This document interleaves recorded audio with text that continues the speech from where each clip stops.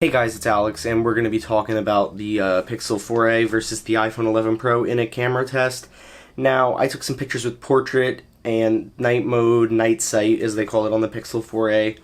Now, we're going to be going over basically in the beginning, like, the specs of each camera on the front and the back of the phone. Now, definitely really interesting stuff there. Definitely going to want to listen to that. Definitely going to want to see how this camera comparison turns out. Now, so I definitely think the Pixel 4a and the iPhone 11 Pro compare with each other, the camera-wise. Obviously not phone-wise and speed-wise, because this is a flagship. This is a budget or mid-range budget phone. Obviously, it's a great phone. Definitely the best phone of 2020 so far. Now, this year is the year of the budget phone.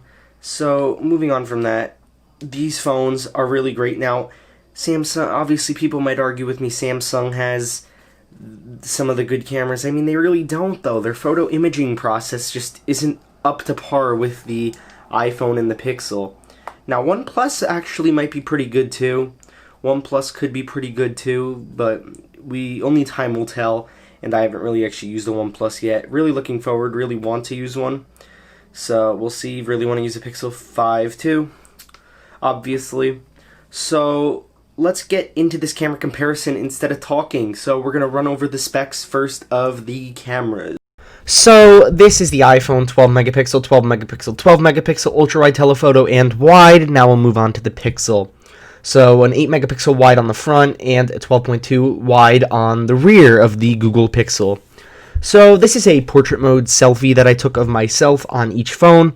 Now I think the Pixel actually fades out the color a little bit. Yes, the iPhone does overexpose the clouds a little bit, the whites, and the Pixel definitely fades the color. I definitely think the sky looks more realistic on the iPhone than the Pixel, so overall, I definitely have to give it portrait mode on the iPhone a win in this case because of the sort of colors, is what I'm saying.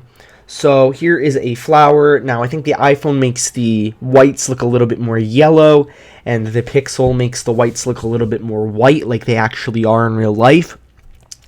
Personally, I think the flower actually looks more detailed on the iPhone or the Pixel, not the iPhone. I mean, tell me if I'm wrong. That's just my opinion. I think the Pixel does look really good, though. I'm going to have to give this one to the Pixel. Now, I am comparing not an iPhone SE, but these phones definitely really compare with each other, so don't even argue it. So here's a picture of a walkway. Got to give this one to the Pixel. Again, I think the iPhone makes the road look a little bit more blue than it actually is. I think the road's like more black.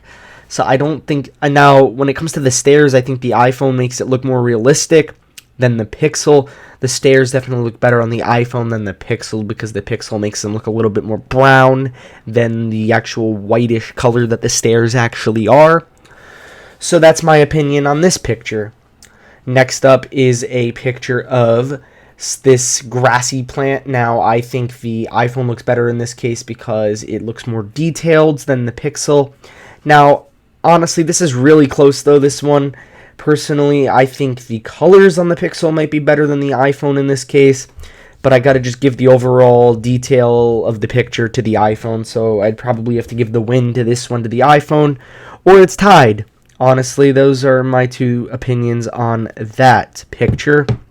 I'd have to say they're tied. So next up is this picture using zoom on the iPhone. Not zoom, but on the iPhone, obviously, you know what I mean. So zoomed in on the sailboat. I think the Pixel and the iPhone both look blurry, so this is obviously a tie. Both lose this one. Both don't look as obviously as we know on older iPhones, like when you zoom in, it just doesn't look good. Now, on the Pixel, I definitely see it in the water. But overall, though, it's not really a bad picture when zooming in. I mean, it's not as bad as that S20 Ultra 100 times zoom. But overall, that's pretty good. So this globe, both of these globes, I'd have to give this a win to the Pixel because I feel like the Pixel makes it look more realistic. I think the iPhone makes stuff look a little bit like not realistic, if you know what I mean. I think that the sky on the iPhone looks a little too blue and the trees look a little too green, obviously because it's autumn, so they shouldn't look that green. And I think that the Pixel brings out the blues and the blacks a little bit more and the whites of this picture. Definitely think that this picture goes to the Pixel. Okay, obviously this goes to the Pixel, I believe, in my opinion. I mean, yes, the iPhone makes it look a little bit more realistic. I just like the overall look of a Pixel photo a little bit more than the iPhone. And that's coming from me. I'm an iPhone, like, fanatic. Like, I've been an iPhone fanboy for a long time. I'll admit that. But personally, I think I'm switching to Android at this point. I'm like, I don't care anymore. I can use Android now. So I definitely think that the blacks in this picture and the whites definitely look better on the Pixel. Next up is stabilization on the iPhone 11 Pro and Pixel 4a on the rear cameras. Got to give this one color-wise to the Pixel, and honestly, stabilization is kind of a tie. Both actually have pretty good stabilization. I think the iPhone makes the grass look a little greener than it actually is. That's just my opinion on this one. Guys, so that has been it for this camera comparison. As we have seen, the iPhone 11, yeah, iPhone 11 Pro, yeah, it's got some better things, like it's got the triple cameras, but these cameras really do compare to each other, and that's why I compared a flagship to a budget. Now we've got the Pixel 5 coming out tomorrow, as you're seeing this video, the 30th tomorrow, and so we'll honestly be able to see how that is, and we've got the iPhones coming in the next couple of weeks too, so we'll see how those cameras are too in the OnePlus 8T. We've got a lot of stuff coming up in October, so be on the lookout for coverage on those things. So that has been it for this video. Like always, please subscribe and like the video, and I'll catch you guys in the next one. See ya!